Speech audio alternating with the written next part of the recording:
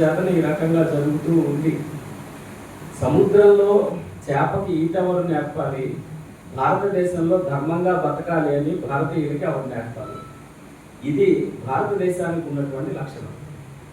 మరి ఇటువంటి ఈ భారతీయ సంస్కృతి సంవేదన కావాలి, గట్టి పూజలన్నీ కలిపి గూడు కట్టలేదా, మట్టి రేణు ఒక పుట్టగా మమత కురియలేదా,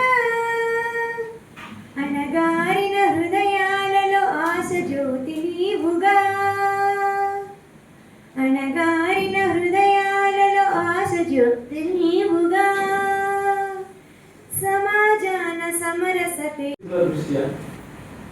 త్యాగము, తనని తాను త్యాగము చేసుకోవటం అన్నట్లయితే కనుక వేదం కూడా చెప్పినటువంటి ప్రమాణం ఏంటి అంటే, త్యాగము అంటే నిన్ను నువ్వు కోల్పోవటం కాదు, నిన్ను నువ్వు వదిలేసుకుని, నీ దగ్గర ఉన్నటువంటి ధనం మొత్తం వదిలేసుకుని, నీ కుటుంబాన్ని వదిలేసుకుని పేదరికంతో ఆకలితో అల్లాడుతూ పడుకోవడం కాదు. త్యాగము అంటే దేనికి అంటకుండా ఉండటము, దీన్ని తామరాకు మీద నీటి బొట్టులాగా ప్రవర్తించడం.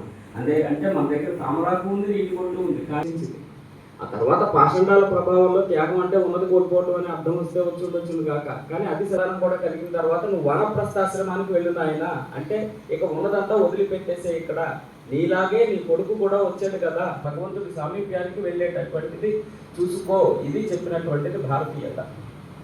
ఈ విషయంలో అనుభూతి కోరుకోడు, కర్మానుష్ఠానం చేసేవాడు ఎవడు సానుభూతి కోరుకోడు, కానీ సహానుభూతి అని ఇంకొకటి సంకల్పం అయినట్లయితే ఈ సంకల్పాన్ని, అదే సంకల్పం ఎంతమంది కూడా కలిగి ఉన్నామో అని ప్రకటించడము సహానుభూతి.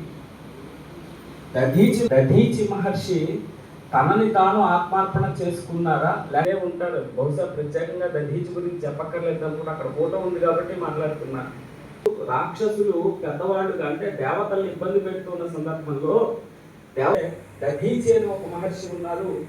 వారి వలన పరిపాలకుడుగా కూర్చుని శ్రీరామచంద్రుడి గారు భారతదేశాన్ని సుసంపన్నం చేసినటువంటి వనరులు, భారతదేశం త్యాగాన్ని ఏ రకంగా గుర్తుపెట్టుకుంటూ వస్తుంది అనే ప్రశ్న ఉత్పన్నమైతే సమాధానం వెతుక్కుంటే చాలా మనకు ఆశ్చర్యాన్ని కలిగించేటటువంటి సమాధానం. మానసికంగా ఏదైనా ఒక ఆలోచన వచ్చింది అనుకోండి, అది 1 సంవత్సరం ఉంటుంది, 2 సంవత్సరాలు ఉంటుంది, జీవితకాలం ప్లాన్ చేశారు. 13 మంది కలిసిన తర్వాత, తెలుగులో కలిసిన తర్వాత దాన్ని ప్రారంభించడం. ఆ ప్రారంభం చేసిన తర్వాత దానికి మన సత్యం అఖిల భారత సంఘటన కార్యదర్శిగా ఉండేటువంటి శ్రీ సుకుమార్జీ రావడం, ఆ ప్రారంభంలో వారు ఆశీస్సులు ఇవ్వడం, ఆ కార్యాలయం ప్రారంభించడం జరిగింది. తర్వాత ఇందాక ఆర్థిక నివేదిక అవన్నీ వారు ఇచ్చారు. అయితే సంవేదన సేవా ట్రస్ట్కి సంబంధించినటువంటి ముఖ్యమైన ఆశయంలో ఫస్ట్ ఏంటంటే, ఎక్కడ శుభం జరిగినా అశుభం జరిగినా మన కార్యకర్తలలో వెళ్ళి పలకరించి రావడం అనేది చాలా ప్రధానమైనటువంటి. శని ఇంకా భూమండలం మీద ఎవరిని నా తండ్రిని బాధించినంతగా బాధించొద్దు. అంటే ఏవో ఇబ్బందులు అయితే పెట్టచ్చు, కానీ మనిషిని చంపేసే అంత బాధ కలిగించొద్దు అని పిప్పలాదుడు ఆయన తపస్సు చేసి పిప్పలాద స్తోత్రం ఒకటి తయారు చేసి ఇచ్చారు. ఇది శనిమితంగా బాధపెడుతున్నటువంటి వాళ్ళకి ఈ పిప్పలాద స్తోత్రం చదువుకున్నట్లయితే శని అందరినీ విముక్తం చేసి, అంటే చంపేసే అంత దుష్టత్వానికి పోకుండా శమిస్తుంది.